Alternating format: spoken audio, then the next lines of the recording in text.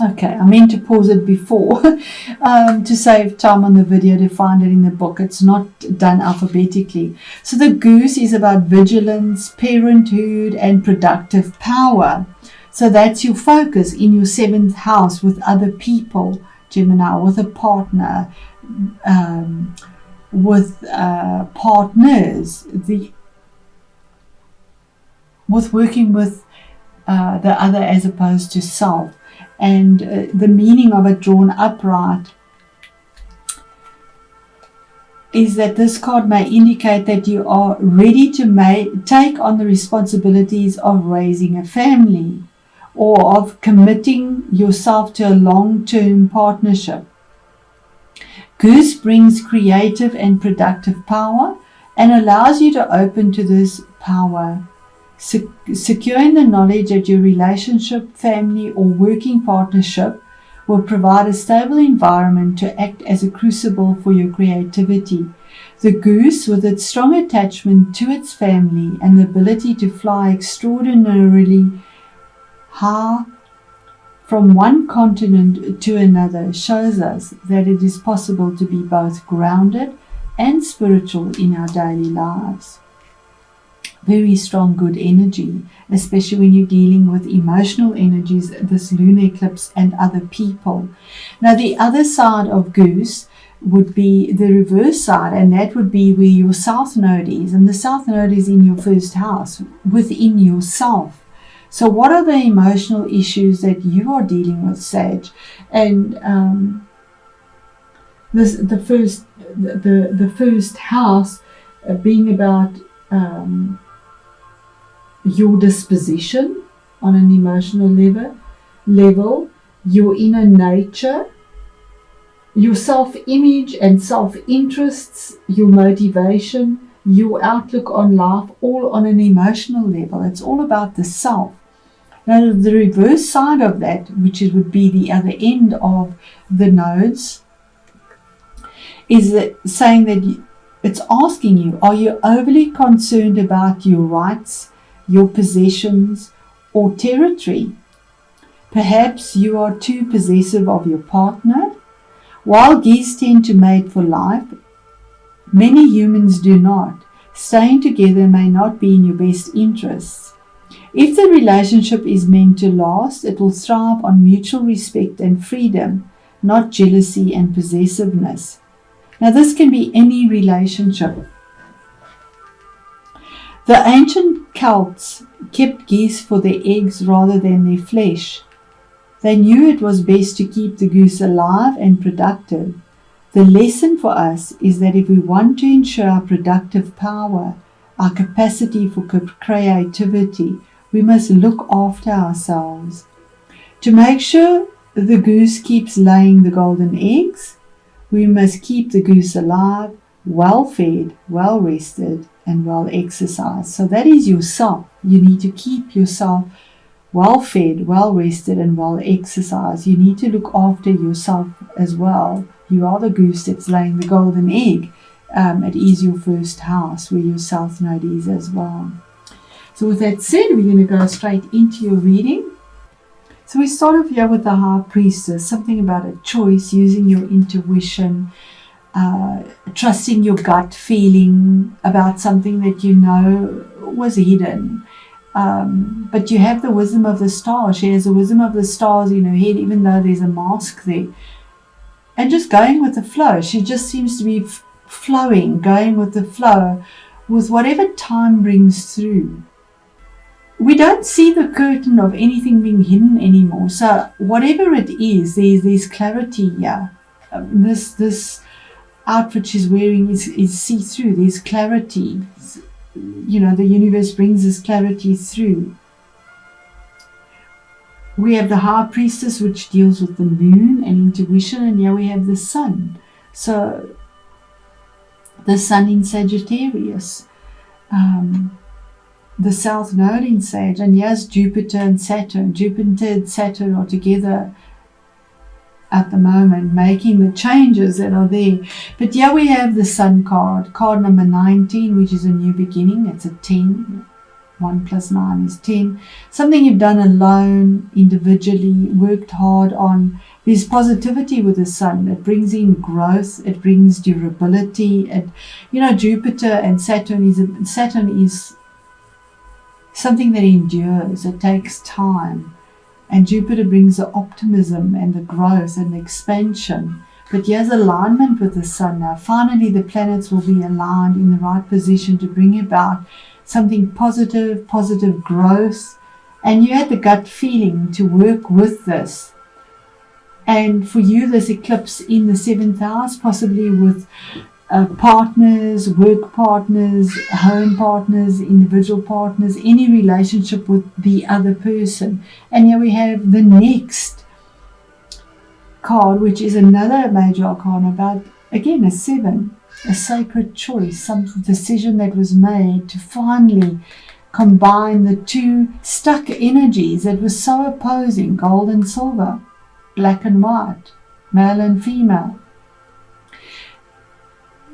These are statues here. These sphinxes are solid, but you get them to somehow move this chariot forward from wherever it is, even though they are by perseverance and diligence, and there's success there, moving forward.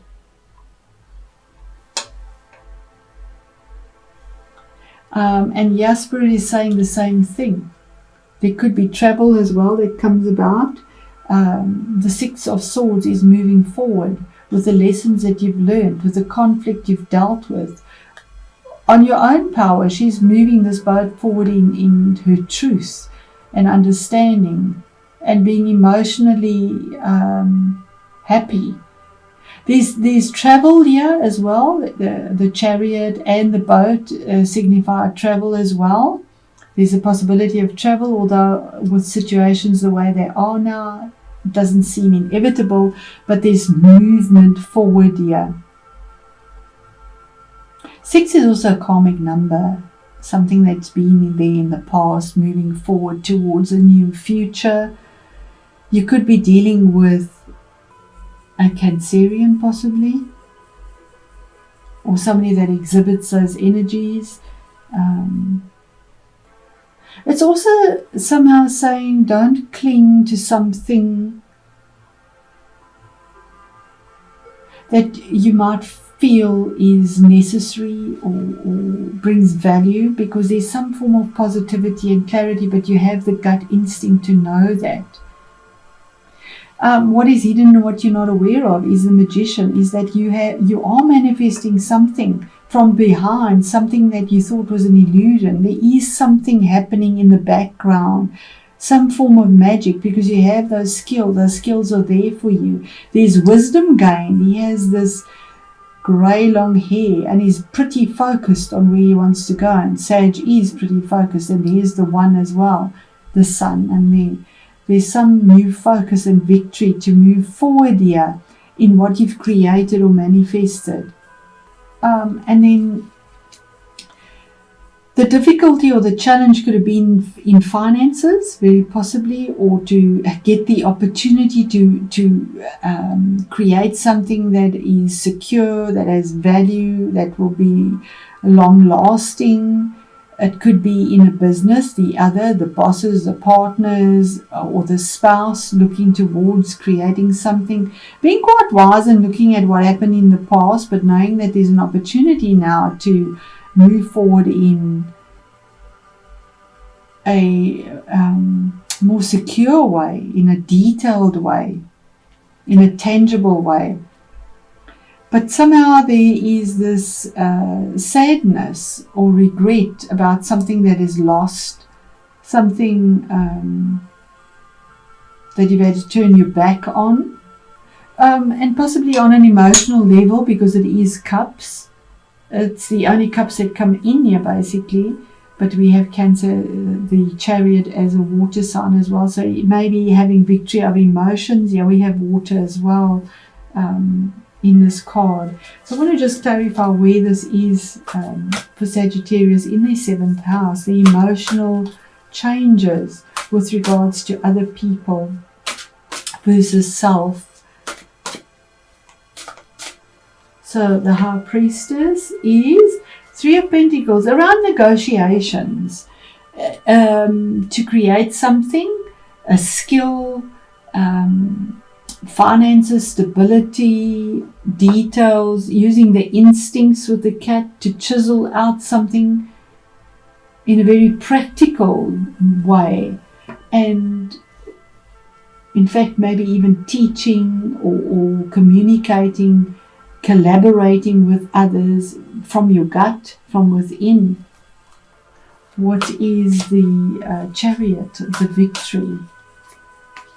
Oh my word, you really are closing a cycle. That is beautiful. After so much difficulty, the World, 21-3, moving forward with choices that you made on your own, even though you felt vulnerable, she steps through to something new. With the Sun on her back, yeah, we have something that is pretty fixed here, the same as the Magician. It's also about travel. You might be traveling, and long distance travel with all three these cards here, that the Sun is in, and you might be moving or changing workplace. But this is a victory. This is a victory and moving forward. This is a victory after a long challenge. It is the last card of the Major Arcana. So you've gone from 0 to 23 to get through something that has been challenging and come out victoriously. Vulnerable but victorious, and feeling elated as you step through into a new portal, leaving the past behind and moving forward. What is the Magician? What is hidden? What is the manifestation? What is coming through? Oh, thank goodness. What you've been so worried about, what you've been feeling so negative about, and what has haunted you at night and kept you awake, if it is, whatever it is, it's negative energy, but you did it on your own. It's 9. And also the closing of a cycle. You manifest something from your mind. You've been going round and round in your mind and not being able to sleep, thinking about this, thinking about that, to the point of distraction, with a lot of passion and truth though. But you have now conquered that. You've manifested this significantly with some change, significant change. And the last card, this sadness, this loss that you've been worrying about, could have been about finances. Yeah, something you were stuck in. Well, I suppose with COVID, we all are. But something that you were stuck in, you couldn't move, you couldn't change, you bound, he's vulnerable, also in nakedness, feeling very vulnerable in the situation you find yourself in. Yin and Yang energies here. We have this mistletoe. Mistletoe is a parasitic plant that sucks the life blood out of something. And here we have this tree here as well. So you bound to this tree and feel like your life blood is actually being sucked out of you. And you're so bound in this card. Your mouth is even closed. You're not able to speak. Your whole world is turned upside down. But here's the scythe coming through to finally just harvest what is in the time of being stuck and not being able to set yourself free. There's a harvest that's been growing in the background, even though you're not aware of it. There is something coming. It's by divine timing, and there's this placement of it coming through now. This is very good for finances because there's a harvest there.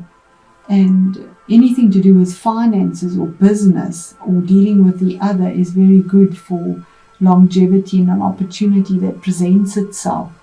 One last card, Spirit. There we get the same as the 5 of Cups. Again, what is empty? You've turned your back on something, but in this deck he's actually looking here at what he's been chasing. Possibly finances. The fish is finances. The crocodile is about Saturn in Egyptian mythology as well. and constantly trying to chase something, and feeling this difficulty emotionally, a Five of Cups, and regret. Okay, I'm going to leave it at that, but it is a lunar eclipse as well. But the lunar eclipses bring changes in an emotional level, and 5 is change, cups is emotions. So there is a difficulty in putting this together, but there's a promise of something that comes through. Let me know how this resonates for you, Sage. I wish you all the best, and thank you for your support.